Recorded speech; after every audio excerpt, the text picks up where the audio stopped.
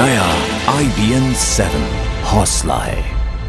के साए में रात गुजारने को मजबूर यहाँ पे नेपाल के लोग। वहीं नेपाल में भूकंप के कहर से कर्राह रहा है नेपाल। विपदा की इस घड़ी में नेपाल की मदद के लिए भारत ने हाथ बढ़ाया है। किस तरह नेपाल पर टूटा है कहर और कैसे इस कहर से उबरने में भारत नेपाल की मदद कर रहा है, देखिए हमारी इस रिपोर्ट में।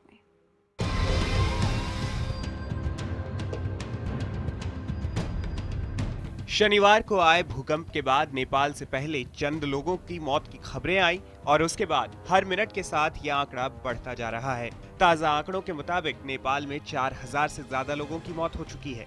पिछले 3 दिन में वहां 60 से ज्यादा भूकंप के झटके महसूस किए जा चुके हैं। भारी जानमाल के नुकसान की वजह से राहत और बचाव कार्य की बड़े पैमाने पर जरूरत है।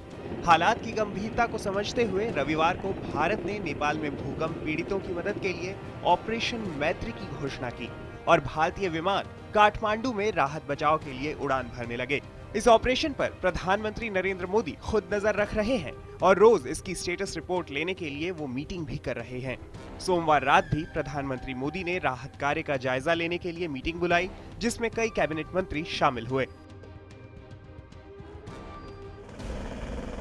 चाहे वायुसेना हो, सेना हो या फिर NDRF, सब एकजुट होकर बड़ी मुस्तैदी से राहत कार्य में जुटे हैं।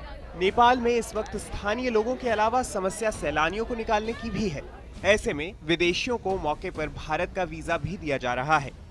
अब तक 2500 से ज्यादा भारतीयों को नेपाल से वापस लाया जा चुका है। इसके अलावा 61 पर्वतारोहियों को भी बचाया गया है। विदेश सचिव S जयशंकर के मुताबिक वायुसेना के विमानों के अलावा सरकार ने 35 बसों को लोगों को सुरक्षित भारत लाने के काम पर लगाया है। भारत सरकार की ओर से 10 टन कंबल, 50 टन पानी, 22 टन खाद्य सामग्री और 2 टन दवाएं काठमांडू भेजी गई हैं।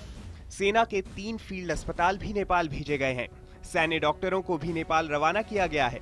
इसके अलावा सरकार ने NDMA से संपर्क साधने के लिए एक नेशनल हेल्पलाइन नंबर 1078 भी जारी किया है। Every part of the Indian system, different ministries, union government, state governments, everybody is doing something in some way to make their contribution to the relief and rescue effort in Nepal. Bharat की ओर से युद्ध स्तर पर चल रहे राहत बचाव कार्य को देखते हुए अब दूसरे देश भी भारत से अपने नागरिकों को बचाने के लिए मदद मांग रहे हैं। सोमवार को स्पेन के विदेश मंत्री ने प्रधानमंत्री से बात की और नेपाल में फंसे अपने नागरिकों को बचाने के लिए उनसे मदद मांगी। प्रधानमंत्री नरेंद्र मोदी ने नेपाल की इस दुख की घड़ी में हर नेपाली के आंसू पोंछने का वादा किया है और इसके लिए वो अपनी ओर से हर संभव प्रयास भी कर रहे हैं। पीएम की इस कोशिश में उन्हें कई राज्य सरकारों और निजी संस्थानों का भी सहयोग मिल रहा है। इसके अलावा सभी सांसदों ने आपदा की इस घड़ी में अपनी तरफ से अपने 1 महीने का वेतन भी प्रधानमंत्री राहत कोष में दान किया है। Bureau report IBN 7।